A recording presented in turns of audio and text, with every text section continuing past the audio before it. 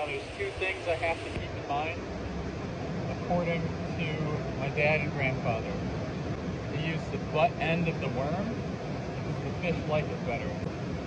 My dad would always say in a weird voice, you gotta hold your face right. If you're not making the right face, you're not gonna catch anything. All this food's pushing down and getting swirled through here. And to prove my point, well, first cast you can catch one sitting down.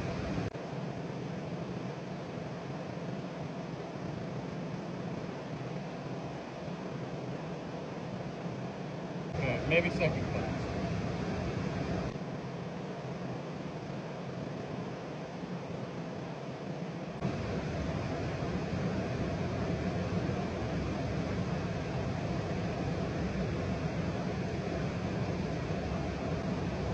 Caught ourselves a rock bass.